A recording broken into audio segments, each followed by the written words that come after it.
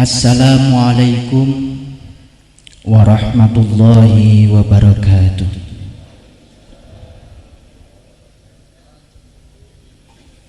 Alhamdulillahilladzi binuri jamalihi adha'a qulubal arifin wa bihaibati jalalihi akhraqa fu'adal asyikin wa amara syiral wasilin.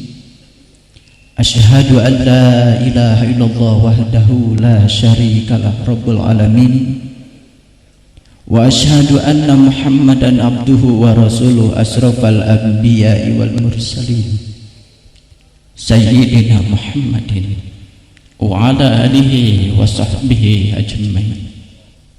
Hadirin kaum muslimin yang dimuliakan Allah, dalam hal ilmu manusia itu cuma terbagi menjadi dua bagian, yang tahu dan yang tidak tahu. Tahu dibagi lagi menjadi dua bagian. Yang pertama, dia itu tidak tahu, tetapi dia tidak tahu bahwa dia tidak tahu. Kelompok yang pertama ini biasanya sok tahu. Kalau diberitahu biasanya tidak mau tahu, karena dia menganggap hanya dirinya yang paling tahu.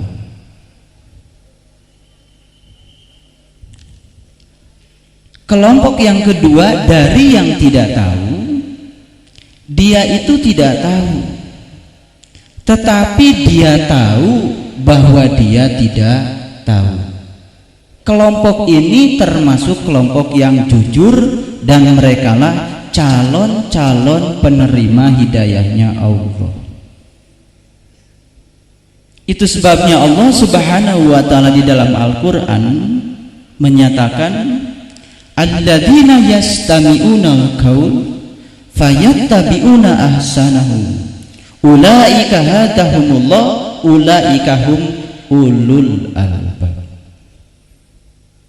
Mereka yang mau memasangkan telinganya untuk mendengarkan perkataan, kemudian mengikuti yang terbaik dari perkataan itu, mereka adalah calon-calon penerima hidayahnya Allah.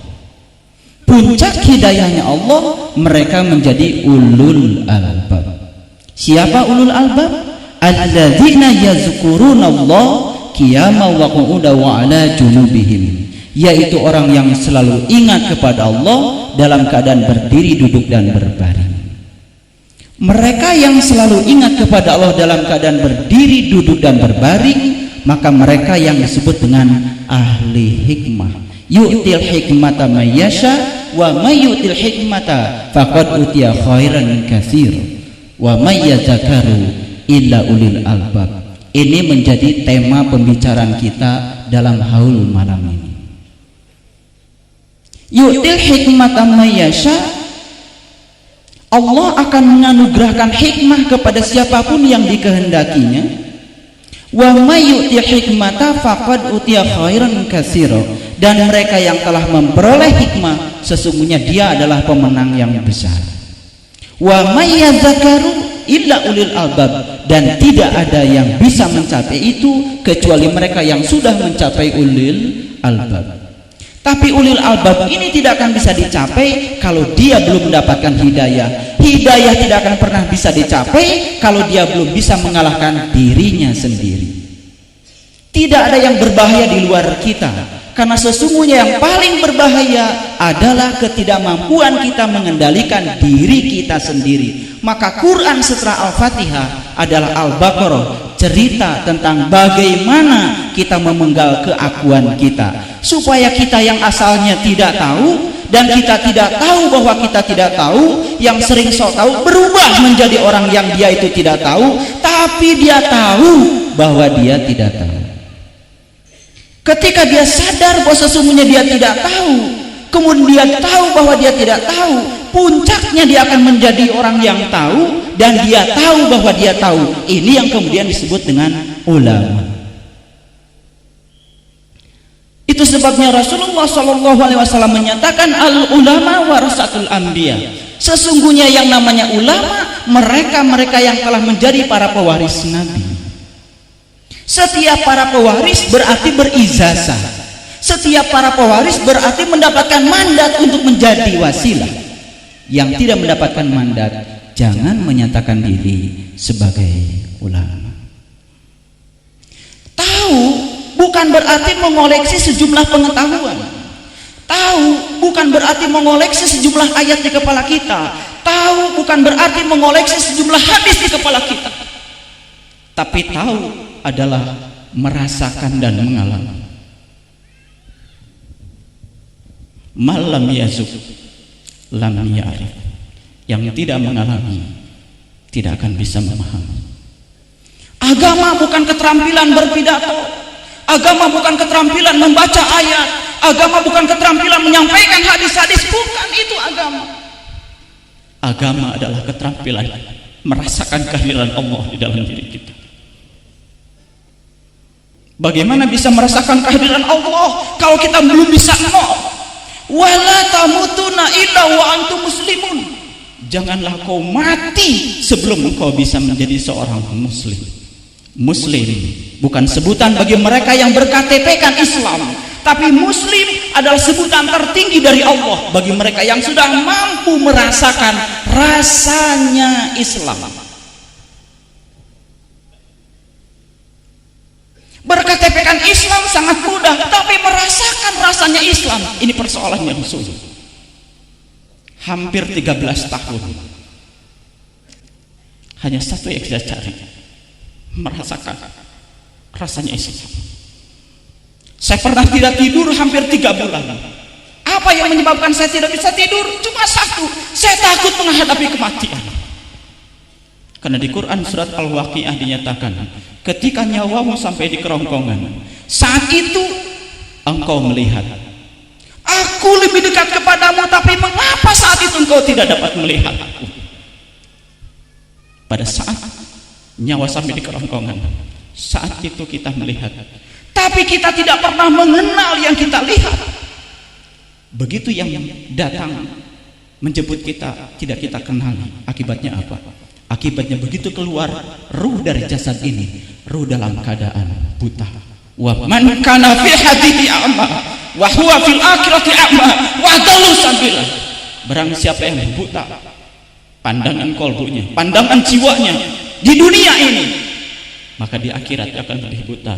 Wa dallu sabila, dan di sana jalannya akan lebih sesat.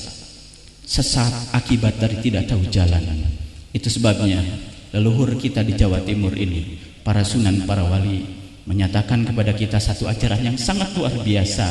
Mati sakjerone ngaurip, antal maut qoblal maut. Itu bukan teori, tapi itu adalah nyata, senyata-nyatanya. Dan alhamdulillah saya ditakdirkan untuk bisa bertatap wajah dengan seorang mursyid dalam pencarian saya kurang lebih dari 13 tahun. Kemudian beliau memberikan kunci-kunci sejati untuk membuka kesejatian diri kita. Dan ternyata alhamdulillah mursyid ini tersambung sampai Syekh Jabar Shadiq Sunan Kudus. Alhamdulillah. Saya sangat tidak berani menyatakan sesuatu yang saya sendiri tidak mengalaminya. Oleh karena itu saya akan batasi untuk berbicara pada apa yang saya rasakan, yang saya alami sebagai satu pengalaman spiritual. Bahwa puncaknya thariqat adalah tajalli. Ketika bisa tajalli, seorang Nabi Musa tersungkur mengatakan, qala subhanaka tubtu ilaika wa ana awwalul mu'minin. Maha suci Engkau ya Allah, aku bertaubat kepadamu dan ini adalah awal aku beriman. Sejak kapan Nabi Musa itu memulai beriman kepada Allah? Ketika nurullah tajalli di dalam kesadarannya yang tertinggi di Gunung Tursina. Gunung Tursina bukan gunung yang di luar sana, tapi Gunung Tursina adalah puncak kesadarannya tertinggi, dan itu ada pada diri setiap manusia. Makanya kalau kita pergi ke Mekah, ke Madinah, di banyak tempat di sana yang diceritakan pasti soal gunung. Jabal Sur, Jabal Rahmah, Jabal Nur, Jabal Uhud. Bahkan kalau kita ziarah di Madinah, setelah dari Masjid Quba kita pergi ke Jabal Uhud, puncaknya di Qiblatain. Mengapa kita harus mengakhiri di Qiblatain? Apa itu Qiblatain? Selalu saja kita berkutat di wilayah syariat yang namanya Qiblatain adalah dulu Rasul berkiblat ke Baitul Maqdis, kemudian ada perintah untuk berkiblat ke Baitullah. Baitullah ada dua, satu yang syariat, satu yang hakikat. Kalau tetap saja yang kita jadikan kiblat yang syariat, yang terbuat dari batu, nggak ada beda Baitul Maqdis dengan Baitullah, tidak ada beda. Jadi Qiblatain adalah dua kiblat, karena diri manusia terdiri dari dua unsur. Unsur yang pertama disebut unsur jasmani, raga kita. Unsur yang kedua disebut unsur ruhani, jiwa kita, diri kita yang sejati. Dia adalah nur insani. Nur insani ini harus mengenali dua nur yang lain yang disebut dengan Nur Muhammad dan Nurullah. Itu syahadat sejati. Sebelum kita bisa manunggal dengan nur yang dua itu, selama itu pula kita hanya akan mendapatkan kehampaan spiritual. Wirid-wirid yang kita lakukan mungkin tidak berasa apa-apa terhadap diri kita. Salat-salat yang kita lakukan mungkin tidak berdampak pada diri kita. Rakaat-rakaat salat yang kita lakukan mungkin tidak bisa mengubah diri kita. Ini barangkali persoalan besar umat Islam di negeri yang kita cintai. Di kantor saya ada seorang Jepang. Kalau dia pergi ke WC lama, begitu masuk ke WC, rupanya setelah dia membuang air besar, dia bersihkan itu WC, dikosoknya pakai sikat. Subhanallah. Ketika keluar dari WC saya tanya, "Mister, kenapa Anda membersihkan sendiri? Bukankah di kantor ini sudah ada cleaning service?" Apa jawaban dia? "Aku terlahir ke dunia tidak mau menyusahkan siapapun. Ketika aku membersihkan WC, aku yakin suatu saat ketika aku masuk ke WC, aku akan mendapatkan bagianku selalu bersih dan aku bisa menjadi nyaman di situ." Mengapa nilai-nilai Islam justru tidak ada di negara atau di wilayah-wilayah yang komunitas Islamnya lebih banyak? Ada apa sesungguhnya dengan ibadah-ibadah yang kita lakukan? Mengapa masjid-masjid kita, pesantren-pesantren kita menjaga WC saja kita belum bisa? Bagaimana kita bisa menjaga kesucian hati kita? Bagaimana bisa memisahkan segala aliran-aliran hawa nafsu yang masuk ke dalam diri kita? Bagaimana bisa itu? Mohon maaf, barangkali mengendalikan satu puntung rokok saja kita masih kesulitan. Bagaimana mengendalikan hawa nafsu yang luar biasa di dalam diri kita? Malam ini saya akan mengajak para hadirin semua, demi cinta kepada Allah, saya akan mengajak untuk jujur pada diri sendiri. Sebab awalnya hidayah adalah jujur pada diri sendiri. Apakah kita termasuk yang tidak tahu dan kita tidak tahu bahwa kita tidak tahu? Apakah kita termasuk orang yang tidak tahu tapi sekarang kita tahu bahwa kita tidak tahu? Kalau kita sadar, sebentar kita akan diangkat menjadi orang yang tahu, dan dia tahu bahwa dia tahu. Subhanallah. Itu sebabnya perjalanan hidup manusia itu digambarkan dalam berbagai ritual syariat yang kita kenal. Kita ambil contoh yang sederhana saja. Di sini saya yakin banyak orang yang sudah haji. Di sini saya yakin banyak orang yang sudah umroh. Berapa kali kita berkeliling tawaf di sana? Berapa kali? Entahlah berapa kali. Tapi rasa apa yang sudah bersemayam di dalam jiwa kita, perubahan perilaku apa yang terjadi pada diri kita, hikmah apa yang sudah muncul di dalam diri kita. Yu'til hikmata may yasha wa may yu'til hikmata faqad utiya khairan katsira. Sudahkah ayat ini menjadi pengalaman spiritual kita, atau baru sekedar kita hafal? Melafalkan kalimat inni ma'akum aina ma kuntum sangat mudah, siapapun bisa. Melafalkan kalimat wa idza sa'alaka ibadi anni fa inni qarib, siapapun bisa. Melafalkan kalimat wa nahnu aqrab ilaihi hablil warid, semua bisa. Tapi berapa orang yang betul-betul bisa membuktikan kalau itu terjadi di dalam dirinya? Berapa banyak? Sudahkah kita merasakan semuanya? Agama bukan kata-kata. Suatu saat kita harus membebaskan diri kita dari segala huruf dan kata. Itu yang disebut dengan spiritual, masuk ke alam keheningan. Di situ kita merasakan kenikmatan penyatuan dengan Allah Sang Maha Hening. Sahadat kita, apakah baru di sini? Kita tahu definisi iman sejak dulu. Al-iman tasdikun bil qalbi wa iqrarun bil lisan wal amalun bil arkan. Sudah sejak lama kita tahu, tapi kita tidak pernah mau membuktikan kalau iman harus dimulai dari kolbu. Dan di mana letaknya kolbu? Bagaimana cara membuka kolbu? Padahal digambarkan demikian luas di dalam Al-Quran. Quran diawali dengan huruf ba, dan hampir semua ayat di Quran selalu diakhiri dengan huruf nun. Cobalah kita lihat Al-Fatihah. Saya kira semua kita sepakat pernah belajar bahasa Arab. Saya tidak melulu dari pesantren, karena master saya tadi MSc itu bukan dari IAIN. Saya lulusan ITB. Yang saya pelajari adalah fisika murni. Saya dari fisika material elektronik. Saya seorang peneliti fisika. Dan alhamdulillah, Allah telah memberikan satu karunia yang luar biasa. Ternyata fisika dengan metafisika itu sangat simetri. Idas sama'un sakot wa adinat li rabbiha wa huqat wa idal ardu mudat wa alqat ma fiha wa takhalat. Ya ayyuhal insan innaka kadhibun ila rabbika kadhan famulaqi. Sudahkah kita bisa menyatakan ayat itu? Subhanallah. Idas sama'un sakot, ketika langit terbelah. Langit mana? Tidak ada langit secara fisik. Yang berwarna biru itu bukan langit. Itu hanya peristiwa dispersi dari cahaya matahari. Langit yang dimaksud di dalam Al-Quran adalah lapisan-lapisan kerohanian. Idas sama'un sakot, ketika mata kolbu terbuka, ketika mata jiwa terbuka, ketika mata ruhani terbuka. Wa adinat li rabbika wal huqat wa alqat ma fiha wa takhalat. Wa idal ardu mudat, ratakan bumi kita. Mana bumi? Kalau di Quran ada kata-kata langit, pasti itu urusan ruhani. Kalau di Quran ada kata-kata bumi, pasti itu urusan jasmani. Wa idal ardu mudat, bumi harus diratakan, bumi harus dienolkan, bumi harus dikosongkan. Bahkan bukan sekedar mengosongkan itu. Wa alqat ma fiha wa takhalat, kosongkan juga yang ada di pikiran kita. Tidak melihat, tidak mendengar, tidak bicara, tidak bernapas, bahkan tidak berpikir. Itu antal maut qoblal maut. Di situ kita akan merasakan ridho Allah. Di situ kita akan merasakan tajalli dan luar biasa. Quran surat An-Nur ayat 35 bukan hayalan. Itu bisa nyata, nyata senyata-nyatanya terjadi di dalam diri kita. Allahu nurus samawati wal ardh.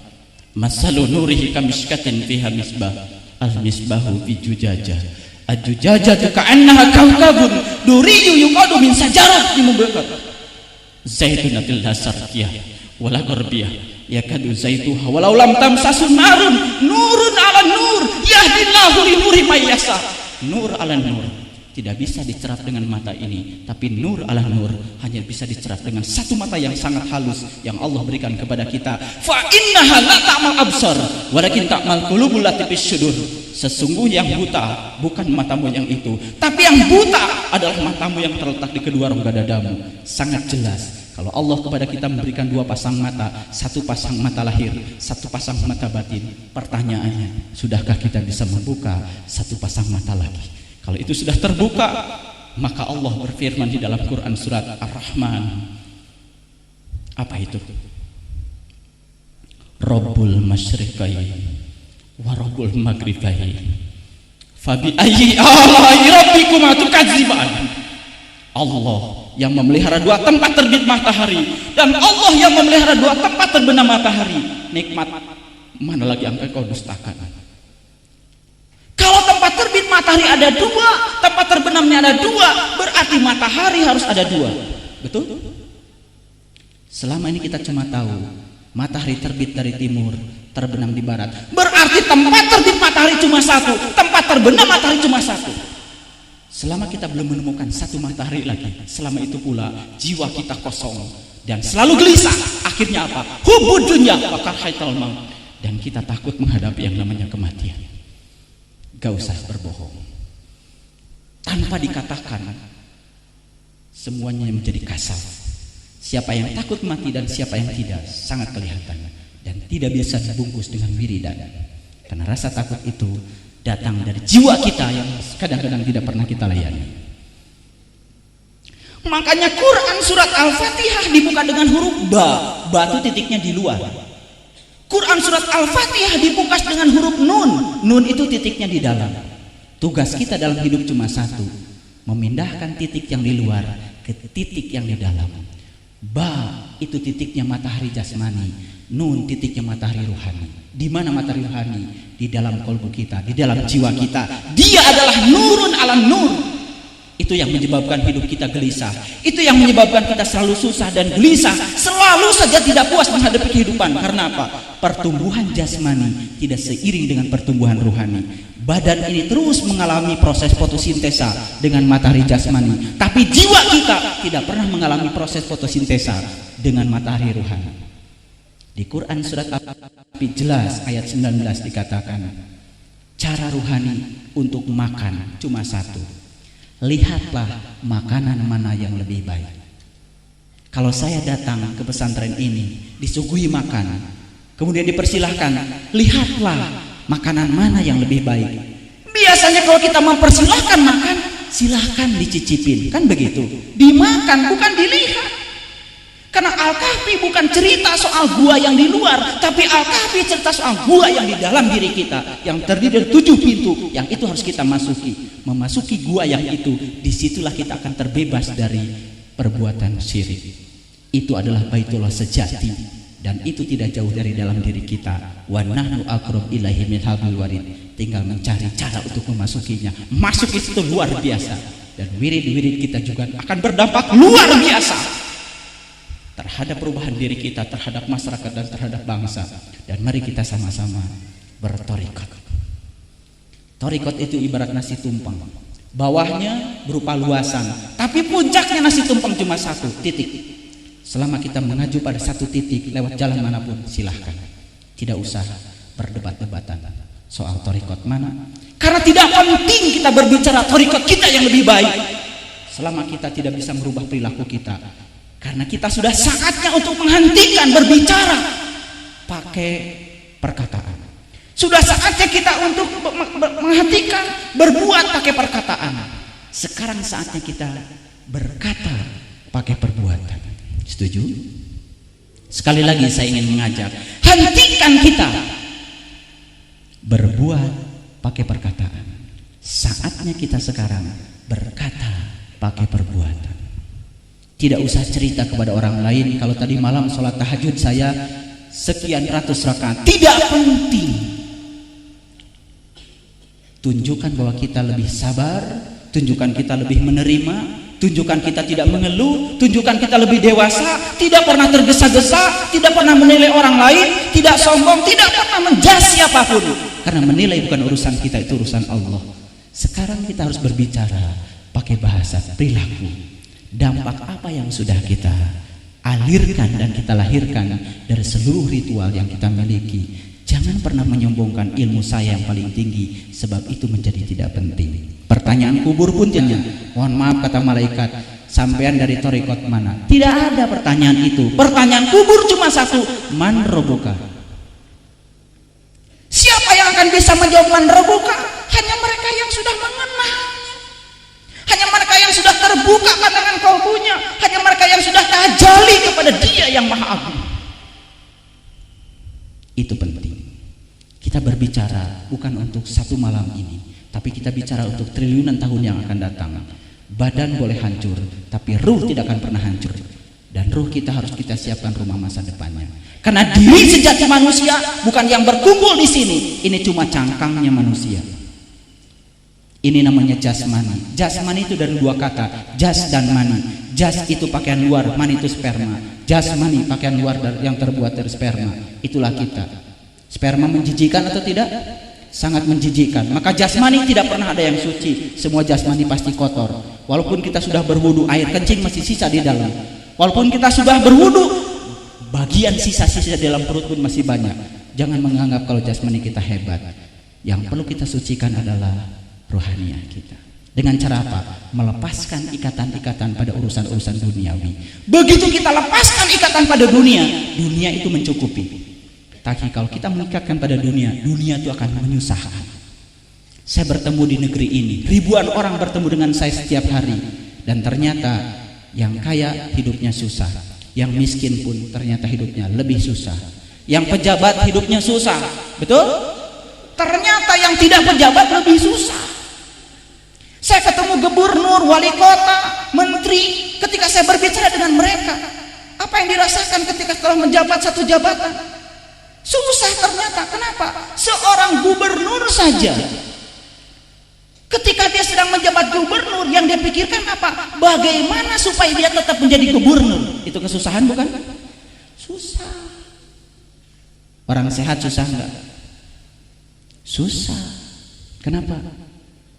Mempertahankan diri agar tetap sehat kan susah.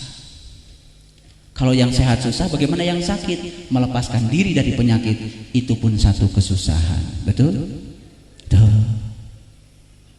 Jadi manusia ini di dunia ibarat seorang tua yang punya istri 4.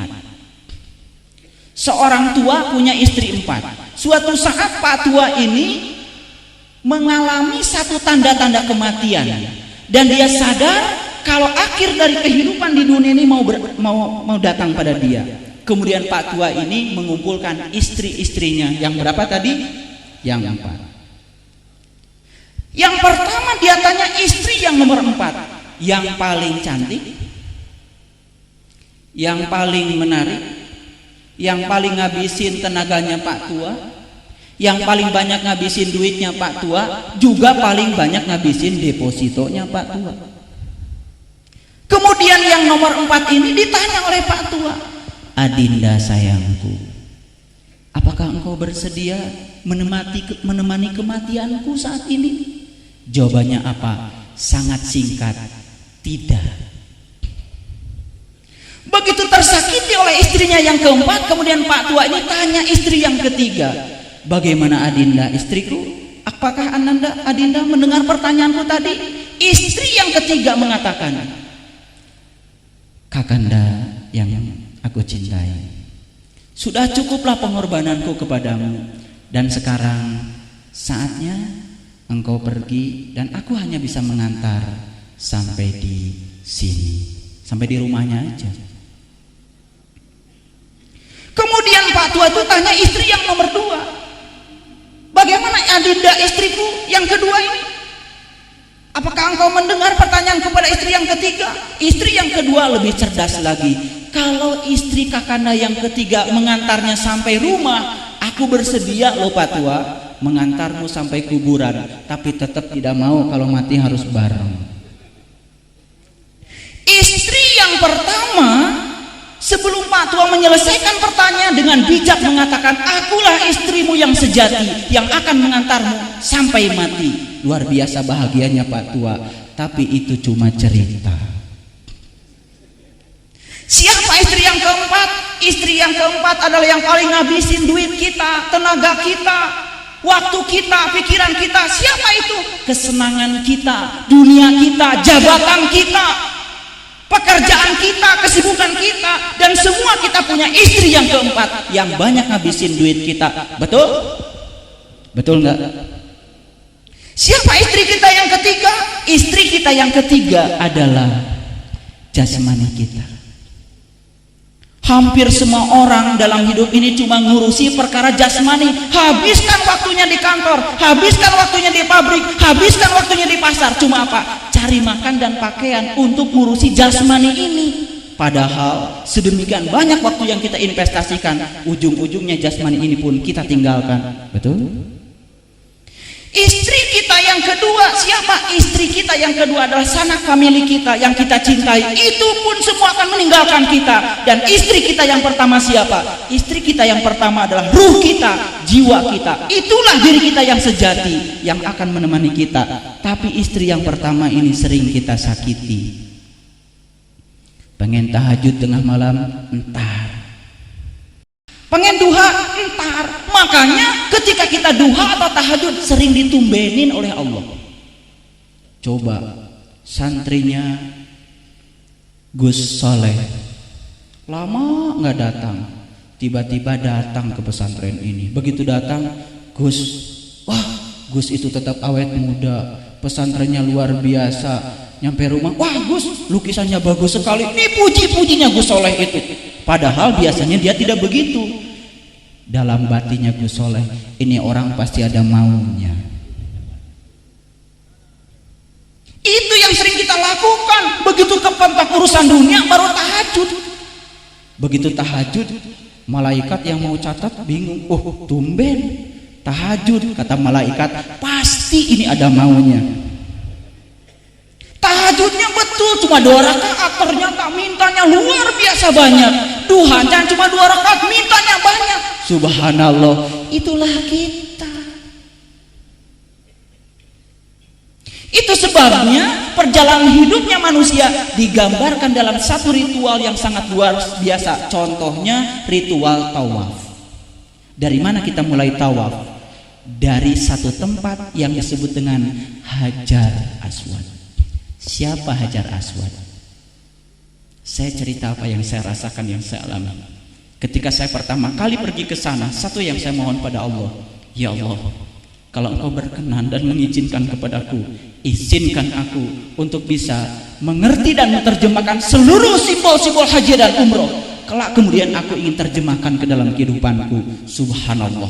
Begitu saya diberi izin untuk mencium yang namanya Hajar Aswad, yang saya rasakan, tiba-tiba mata saya tidak bisa melihat apa-apa. Saya cuma melihat cahaya yang amat sangat terang. Entah mata mana yang terbuka saat itu.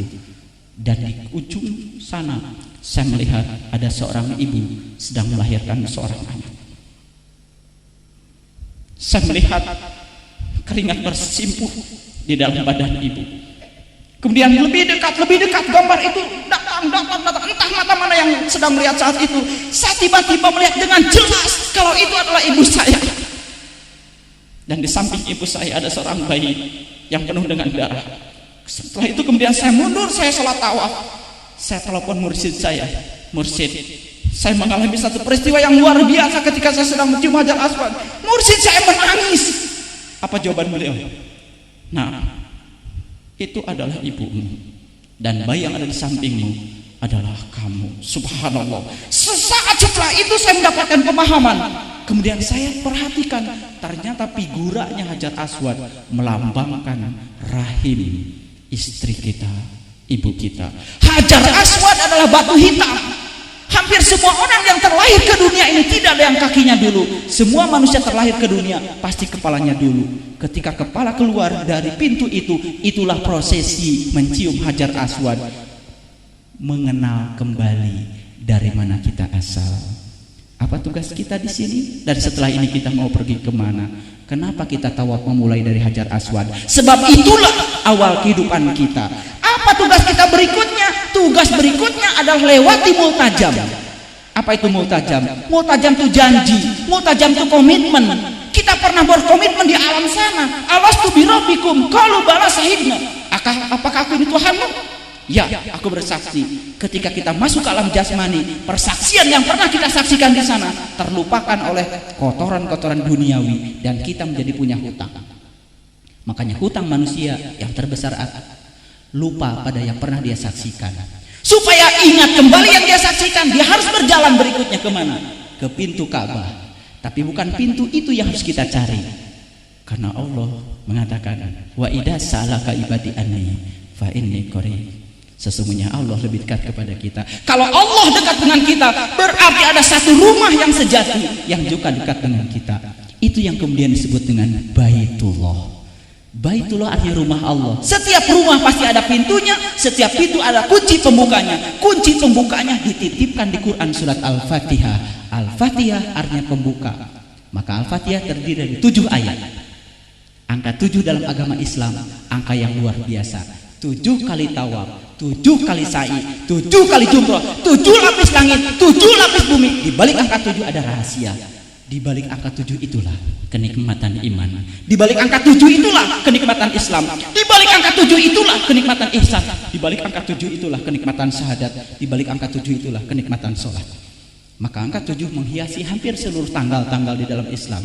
17 Ramadan ujungnya 7, 27 Rajab ujungnya 7. 17 rakaat salat kita sehari semalam ujungnya juga 7. Maka Nabi mengatakan as-sholatu mi'rajul mu'minin. Belum bisa mengerti salat syariat, tidak akan mengerti salat hakikat. Karena apa? Salat syariat adalah terjemahan dari salat hakikat. Simetri, kata Gus Arfa tadi, simetri. Nabi Muhammad tidak mencontohkan itu. Justru ketika setelah tahu hakikatnya, semangat untuk bersyariat semakin kuat, semakin tinggi girohnya. Karena apa? Salat dirindukan kehadirannya kalau kita sudah merasakan rasanya salat. Salat dirindukan kehadirannya kalau kita sudah mencicipi yang disebut dengan dirikanlah salat hanya untuk mengingat aku. Bagaimana bisa mengingat kalau kita nggak kenal? Bagaimana bisa mengingat kalau kita belum pernah tajali? Hanya dengan tajali kita bisa mengingat. Maka seluruh perintah mengingat di Quran diawali dengan perintah haji. Silahkan selidiki Quran. Seluruh perintah ingat diawali dengan perintah haji. Fa idza afadtum min Arafah fazkurullah indal masy'aril haram wazkuruhu kama hadakum wa in kuntum min qablihi laminad dhalin. Fa idza qadaitum manasikakum fazkurullah kadzikrikum abaukum. Luar biasa. Haji adalah berkunjung ke rumahnya. Untuk apa?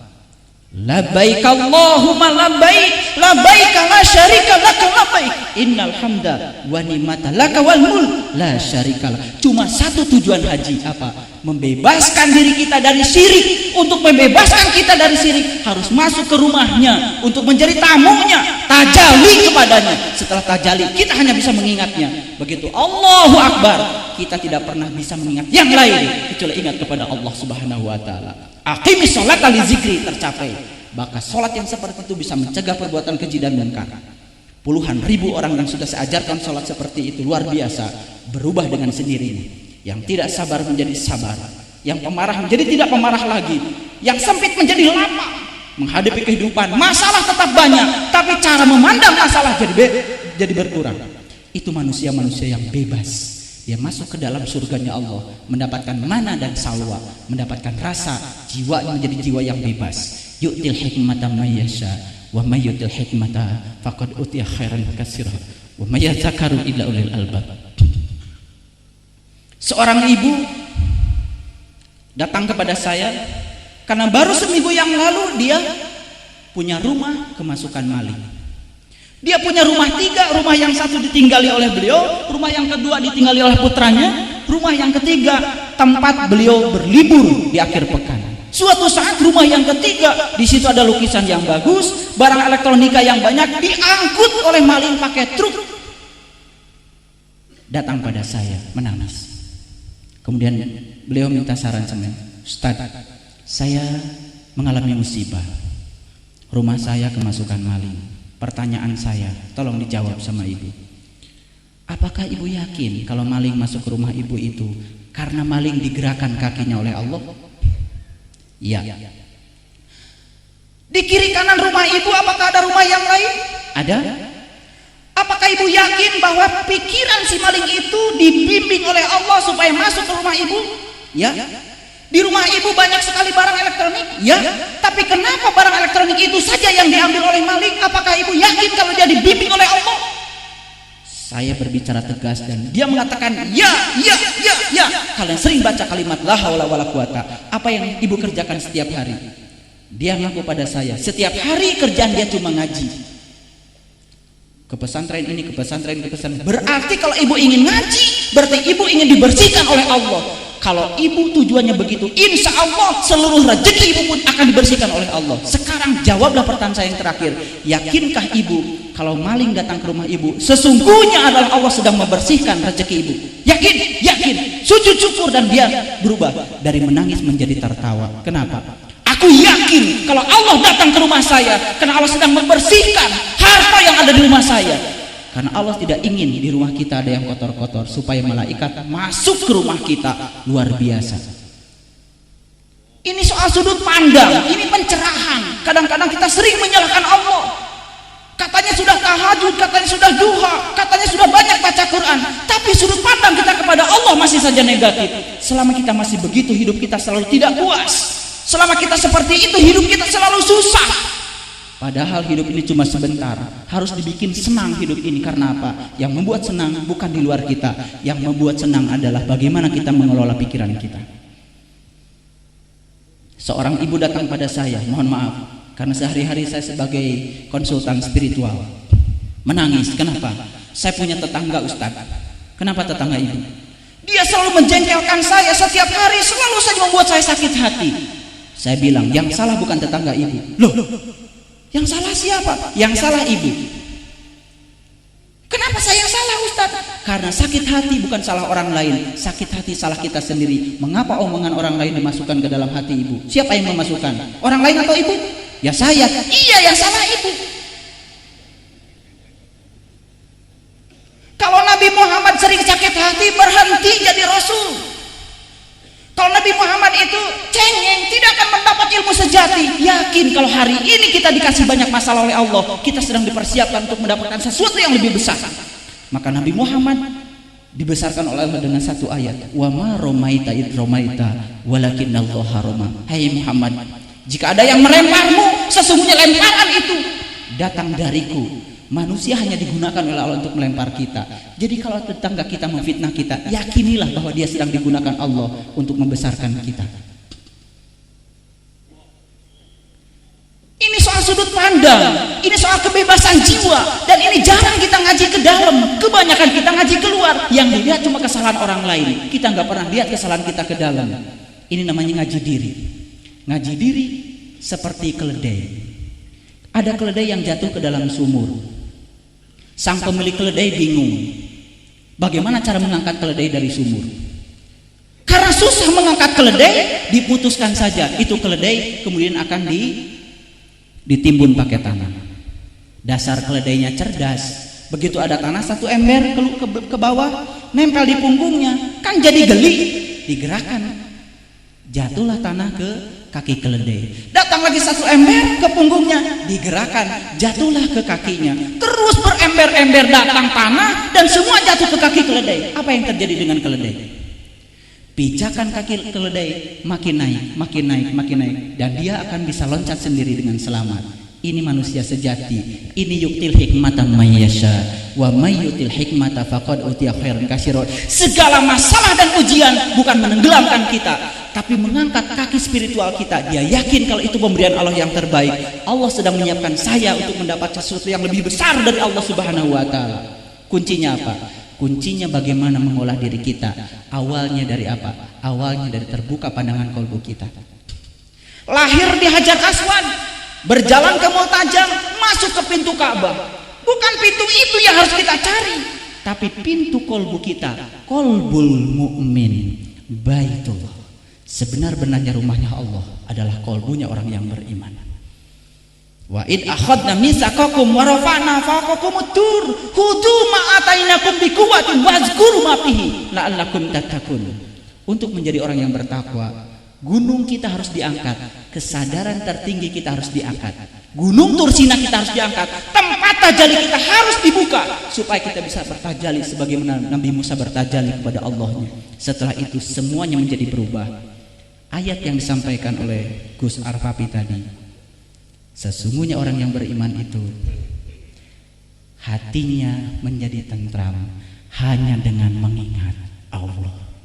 Ingatlah, hanya dengan mengingat Allah hatinya menjadi tentram. Ingat, zikir itu artinya ingat. Ingat itu ada syaratnya.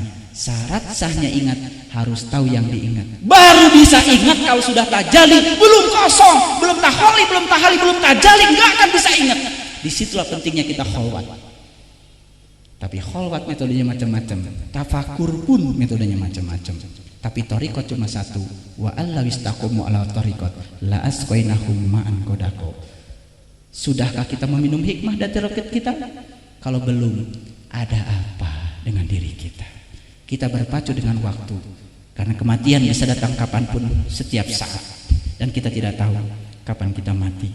Tapi kita harus sudah terbuka sekarang, supaya pada saat kematian datang kita tahu jalan untuk kita pulang. Pintu Ka'bah, temukan itu. Setelah ketemu pintunya, masuklah ke situ. Begitu masuk, jadilah duyufullah, jadilah duyufur rahman. Labbaik Allahumma labbaik, labbaik la syarika laka labbaik. Kita akan menjadi tamunya Allah. Di situ kita akan mengalami syahadat sejati. Al iman tasdikun bil qalbi. Di situ kita rasakan baru ikrar asyhadu an la ilaha illallah wa asyhadu anna muhammadar rasulullah. Yang diikrarkan apa yang dirasakan di dalam kolbu, itu namanya syahadat. 1000 kali kita mengucapkan syahadat di tingkat lisan tanpa mengalami di sini, tidak ada dampaknya. Mari kita jujur pada diri kita sendiri. Saya berbicara kebenaran, tapi mohon maaf barangkali ayat-ayat tidak saya bacakan semua terkait dengan waktu. Yang penting intinya diterima dulu. Kalau kita sudah masuk pintu Ka'bah, menemukan pintu Baitullah yang sesungguhnya, tugas kita tidak berhenti. Tawaf masih harus berjalan. Kemana kita? Ke Maqam Ibrahim. Disitulah kita akan mendapatkan kenikmatan beragama yang disebut di dalam Quran surat Al-Fatihah, Al-Mun'am alaihim. Wa may yuti'illah wa rasulah fa ulaika ma'al ladzina an'ama Allah minan nabiyyin wasyiddiqin wasyuhada wasyolihin. Baru kita akan semakom dengan para nabi, para sidikin, para syuhada dan para solihin di situ di Maqam Ibrahim. Kalau sudah semakom dengan mereka, jalan ke Hijr Ismail. Ada apa di Hijr Ismail? Ismail adalah orang yang demi cintanya kepada Allah, dia menyembah Allah, bukan lagi pakai konteks kewajiban. Hati-hati, kewajiban untuk mu'alaf, kewajiban bukan untuk kita. Wajib itu dilaksanakan dapat pahala, ditinggalkan dapat siksa. Dua-duanya bermuatan. Kalau kita beribadah masih dalam konteks kewajiban, nggak ada bedanya kita dengan anak kecil yang baru belajar di sekolah. Kalau diiming-imingi hadiah baru belajar, kalau dikasih peringatan baru belajar. Oleh karena itu orang-orang bijak bersepakat untuk mengatakan, barang siapa yang menyembah Allah karena dia berharap sesuatu dari Allah, maka dia tidak layak akan cintanya Allah. Dan barang siapa yang menyembah Allah karena takut akan Allah, tidak layak akan cintanya Allah. Tapi barang siapa yang menyembah Allah karena dia mencintai Allah, baru dia layak akan cintanya Allah. Bagaimana bisa tumbuh cinta kalau kita tidak mengenalnya? Ini baru saya uraikan sedikit saja soal tawaf. Bagaimana kalau saya uraikan haji secara umum? Luar biasa. Walillahi 'alan nas hijjul bait. Wajib hukumnya pergi ke Baitullah, wajib hukumnya berhaji, pergi ke rumah sejati kita agar kita bisa kembali ke tempat asal kita. Innalillahi wa inna ilaihi rajiun. Pergi ke Mekah tidak masuk ke Baitullah. Siapa yang melaksanakan haji masuk ke Baitullah? Nggak ada, cuman keliling-keliling di luarnya, namanya tawaf. Padahal setiap kita berkunjung harus masuk ke rumahnya. Saya baru boleh katakan berkunjung ke rumahnya Gus Solehudi kalau saya datang ke sini ketemu Gus Solehudi. Kalau tidak ketemu dengan Gus Solehudi nggak enak, betul kan? Jadi yang namanya berkunjung itu harus masuk ke dalamnya. Li'ila fi Quraisyin ila fihim rihlatas syita'i wasaif falyabudu robbahadzal bait. Jangan kau sembah rumah ini, sembahlah yang punya rumah ini. Jelas. Itu namanya kiblatain. Begitu Allahu Akbar, hadapkan lahir kita kepada Baitullah yang lahir, tapi hadapkan batin kita kepada Dia sang pemilik Baitullah. Di situ baru merasakan kenikmatan sembah raga, sembah cipta, sembah jiwa, dan di situ akan muncul rasa mengalir kita ke sana, ke alam-alam tinggi. Walaqad ra'ahu nazlatan ukhra inda sidratil muntaha indaha jannatul ma'wa id yaksa sidrati mayaksa. Di situ kita merasakan penyatuan di alam kesadaran yang tertinggi, menyatu bersama Allah, dan di situ kita merasakan kenikmatan sholat. Sholat pada tingkat itu dirindukan kehadirannya. Jadi sholat bukan lagi kewajiban karena datangnya dirindukan. Subhanallah. Kenapa anak-anak kita sulit sholat? Jangan salahkan mereka, karena kita pun gak pernah ngajarin sholat. Jangan-jangan kita pun baru sholat pada tingkat kewajiban, belum sholat pada tingkat rasa yang menumbuhkan kerinduan untuk melaksanakannya. Karena untuk sampai di situ harus haji. Makanya haji baru ingat, setelah ingat baru bisa sholat. Nabi Muhammad mi'raj dulu baru sholat. Tuh, jelas ayatnya. Laqad kana lakum fi Rasulillah uswatun hasanah. Uswatun hasanahnya Rasul tentang apa? Liman kana yarjullah. Tentang cara berjumpa dengan Allah. wal yaumal akhir, di hari berikutnya setelah hari ini bisa, wa zakarallaha katsira, baru bisa ingat. Sejak kapan Bapak Ibu ingat sama saya? Sejak melihat saya. Setelah melihat pulang dari sini masih ingat saya. Ingat itu ada syaratnya. Syarat sahnya ingat harus tahu yang diingat. Itu ingat yang sah. Bayangkan wiridan kita, la ilaha illallah, la ilaha illallah. Itu kalimat itu suatu saat akan melenyap. Yang muncul apa? Kullu syai'in halikun illa wajhahu. Segala sesuatunya musnah. Yang muncul cuma keindahan wajah. Jadi luar biasa. Apa tugas saya? Saya ingin menyatakan bahwa Nabi Muhammad langitnya terbuka dan bisa melihat mawar merah sebagaimana yang digambarkan di Quran surat Ar-Rahman tanpa teleskop Hubble. Kenapa? Raga kita diciptakan Allah melampaui teleskop Hubble. Raga kita diciptakan Allah untuk mengetahui siapa sesungguhnya Allah. Maka di dalam satu hadis kunci dikatakan, aku adalah suatu perbendaharaan yang tersembunyi. Aku ingin agar aku ini dikenali, maka aku ciptakan manusia agar manusia dapat mengenali aku dengan aku. Disitulah keunggulannya manusia. Laqad khalaqnal insana fi ahsani taqwim. Sudah digunakan apa tangan ini? Sudah digunakan apa kepala ini? Sudah digunakan apa badan ini? Baru untuk urusan dunia? Kalau hanya untuk itu, ulaika kal an'am. Gak ada beda kita dengan mereka.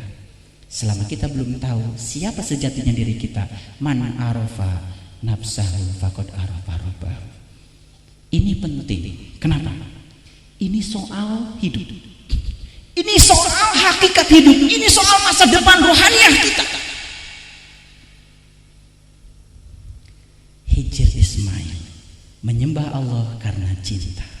Ternyata tidak bisa tumbuh sendiri. Dia harus lahir di Hajar Aswad, harus berjalan ke Multajam, harus ketemu dengan pintu Ka'bah, harus mendapatkan kunci pembukanya. Setelah itu masuk ke makam Ibrahim, masuk Hijr Ismail. Puncaknya di mana dia?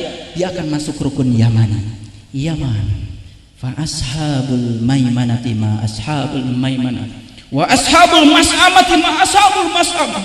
Ciri orang yang selamat, kitab amalnya akan diberikan dari sebelah kanan. Kitab amal itu bukan nanti, dan kitab amal dapat kita temukan sekarang bagi mereka yang tahu ilmunya. Iqra kitabaka kafa binafsika al-yauma 'alaika hasiba. Bacalah kitab engkau, cukuplah itu sebagai juru penghitungmu. Tajali, intensitas tajali, terang tidaknya tajali, itu akan dihisab sekarang. Karena apa? Allah mengatakan, fakashafna anka gidoaka babasyaruka liyaumal hadid. Pada hari ini aku bukakan tirai yang menutupi pandangan wajah batinmu sehingga penglihatanmu amat tajam.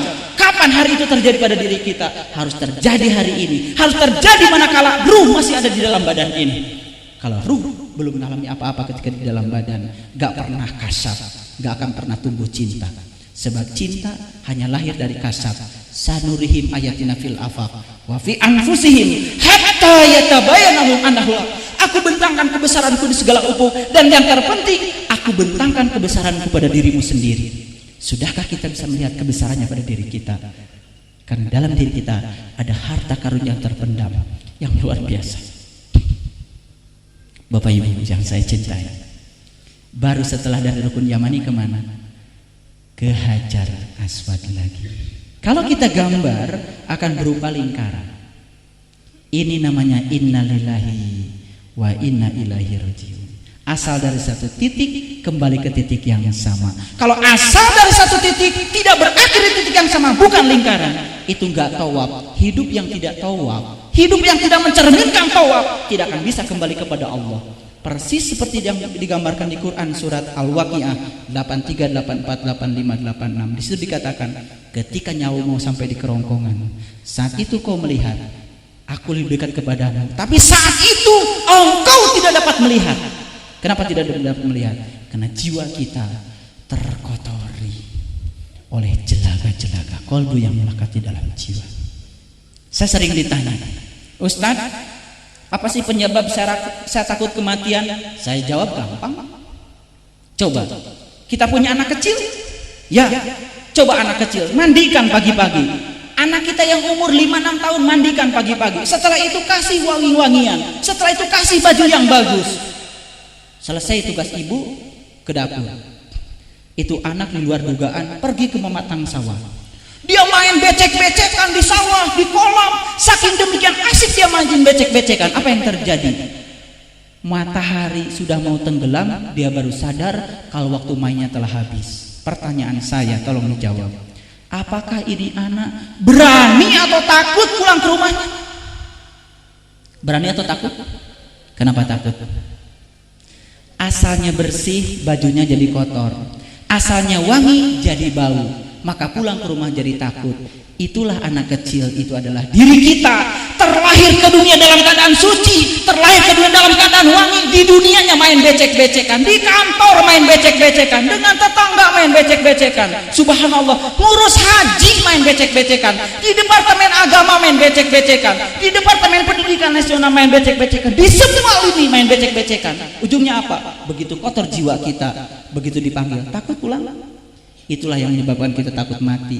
Sadarilah, takut mati karena masih melekatnya begitu banyak kotoran di dalam diri kita. Makanya dosa manusia itu, menurut saya, yang saya pelajari dalam Al-Quran, dosa manusia itu tidak banyak, ternyata cuma satu. Allah menyatakan, innallaha la yaghfiru ayyushraka bih wa yaghfiru ma duna dzalika liman yasha. Sesungguhnya Allah tidak akan pernah mengampuni dosa syirik, tapi Allah akan mengampuni dosa apapun asal jangan dosa syirik. Kalau ditanya punya nggak dosa syirik, pasti jawabannya tidak. Tapi marilah kita selidiki ketika sholat. Allahu Akbar, kita mengatakan inni wajjahtu wajhiya lilladzi fataras samawati wal ardh. Aku hadapkan wajah batinku kepada zat yang telah menciptakan langit dan bumi. Saat itu mulailah keluyuran pikiran kita. Kenapa? Sebab kita tidak bisa mengingat yang seharusnya diingat karena kita belum tajalli. Disitulah pentingnya kholwat supaya tajalli. Tajalli pada nur ala nur, masuk syahadat kita sempurna, sholatnya sempurna. Terus ke sana, insya Allah sholat kita berdampak pada kehidupan kita. Kalau bahasa ilmunya sudah disampaikan oleh Gus Arpapi. Kalau saya bahasa premannya. Kalau saya berbicara pakai bahasa pengalamannya saja supaya gampang dicerna, praktis. Ternyata syarat sahnya ingat harus tahu yang diingat. Itu sebabnya di Quran dikatakan wasta'inu bisabri wassalah wa innaha lakabiratun illa 'alal khashin alladzina yadunnuna ala mulaqu rabbihim.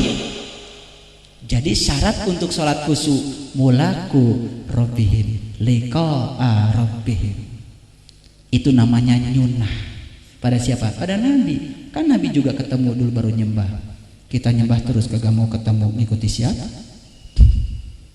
Katanya ingin selamat dari umatnya Nabi Muhammad, ikuti dong sunnahnya. Sunnahnya seperti itu, mari kita lakukan. Ini para santri Baitur Rahmah itu sebetulnya sudah dekat, tinggal ceklek, tinggal diceklek dikit sampai ke sana. Semua ayat-ayat Al-Quran sekalipun yang mutasabihat hanya dapat dipahami dengan pengalaman spiritual.